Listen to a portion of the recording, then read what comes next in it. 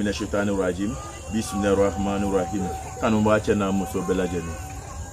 Aibe Oustaz Bamba yiti lame, alame ni kan kojugu. Parce que nabe tuka Oustaz Bamba yiti lame ko nana itia fo fe jeni fu. E fran la tale ki lanto sokono. E la tane ki te brakarola. Parce que mouna, ibina fla do ta ka utiliser ka ke ibina nafa mislo kan nafa le fa ka boko sobe. Parce que en état d'imandata, comme en état d'imayada, comme même mala faut que tu la faut que barkada, fait que Oustaz maritika faida que qu'a utilisé au beko beka les hamdoun là, amala faut que barkada nous. Et ça femme, mengo le gosongo dao lebe Oustaz maritiki bo. Parce que c'était Oustaz maritiki, c'est be momi ole bala na chile. A sutra teneura sutra ya jabal masala bro, ala sutra ma lambela jenika, la jigma fani ko lambela jenika. Mais ngombe bo, mais na faida mu daima, a faida ple. Pour faire du foi. Fadi foi bana ko bukan peu fadi foi bana ko ka bukan pa fadi foi bana ka bukan peu bana ngule bate bana ngo ko ni te abru mu ko la lute abru mbeke sanfe abru mena nu ebo lule bo ne bana ngo buru mena bo sumaya lule pali rouge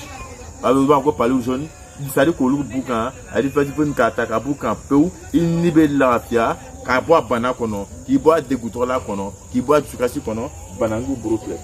a sanfe ronta ni ya sanforo nu tata a sanforo tan tali kofe e ba susu ka froki ni ya susu ni ya froki a froki ni kofe de ile ma ba froki la pewa a froki ni kofe de e jija e be lumuru kun dota e ba kala ya jabaru masala iri na fama e ala ai ma susu ka ba ile ya susu a kaji do kon e ba tene a jin si sabe lumuru kun ni bishala to ka mi so ma ni lo fe to ka mi so ma ni lo fe ni frugo e da bi fe ki ba si frugo kono ni ula so ma e to ka mi so ma ni lo fe ti mi venya ke so ma te venya ke lo fe ti mi venya ke so ma te venya ke lo fe mais ni lan be fe bo bro ka se ka folinya e ka to abuta ka manya e ka frafita ka mi ka fe ka manya ni e bananguta asabe brungu ni asabe bruta e ba susu ka jibo ka tene ka lumunu komunikala e be to ka mi o kala fe fe ala bota ko bukan pe o banakre ito inyana afa ko fe wa pali rougeois, pali vert, pali blanc, pali moi. Abota kabuka peu, il nibe la fia, au degum bi farikan, alabo boy peu, il est nibe la télé qui est taille. Et sa femme, par exemple, là, pour l'ambella jenima quoi, sutra bala sur l'ambella jenika, mais on me bo, même ni dama jabite Oustaz Maritibro, a jamais olive ala anachilai. Et sa femme, a jabite Oustaz pour Maritibro bro, a jabbe membro olive ala anachilai. Mais maintenant, mou daima, kila kumza kila tan sababu nya kama ya jabaru masala ala jabido abela jenna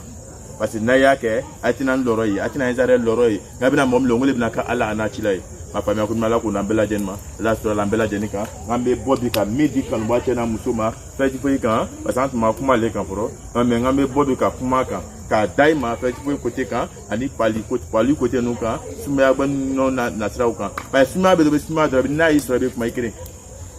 sumia do la na yisro e ba ko ki kala fatoy parce que ibe boribiti kun fa ibe kuma ikire sumia le bo ka inshallah mais même min dai mati sa ngo lebe ne banangu a sanfe bruta iba susu ka jibo ka jini si sa ba ke bidon kono bi do mo kun bishala e to ka mi so man lo fe fo mi bila ta ne korobo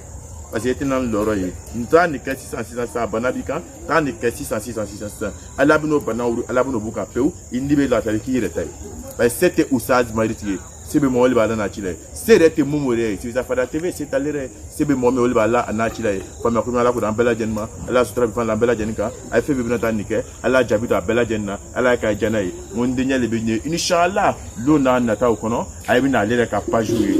aka pa jou ay bi na yi ka lo ka foko den ka duguni fay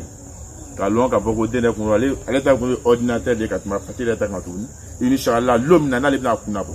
bebina lo ka foko na ko be inshallah ma temia tuna abina le ka pa jouer ka pa jou kono abina yaka le fils Oustaz Bamba Iritigi inshallah abina ka pa jouer mo la san ka ba ko le be même video nous dola abina ka numéro ya do de krepe inshallah be se ka wure problème ça là na ya la so ay Oustaz Maritigi la so inshallah parce que fendima la so mandi anu baba ka le na la so mandi fendima la so mandi da kana jigana ko ndana inshallah mo be banangu bruleta a sanforo le beta o le be susu ka fait pour tita ka buka ka pali blanc pali rouge pali vert ko luta ka buka pali su ka buka suma ya ko nu ka ta ka buka peu banangu buru le boke inshallah ay ba su abi mu komunikala ka to kami nala sonama o banakira labo buka peu parce que bini ka me ko no ko me waso kenya libe ni kama ko la ala kana libe ni kama ko gele ke kana libe ni kama ko na probara ke kana libe ala kana nyuma da ambela jenma jamana nyambo no acha ko muso ala jama ta fando bela jenma ala jama ta fando bela jeni ala usankoro ala ke ulule lamenturu ala udanu de maru inshallah ala kana nafu ni jairu don noche ala kan wache na muso ba befu ala toro ka ba bela jeni kan ala sutra bana nu na bela jeni inshallah assalamu alaikum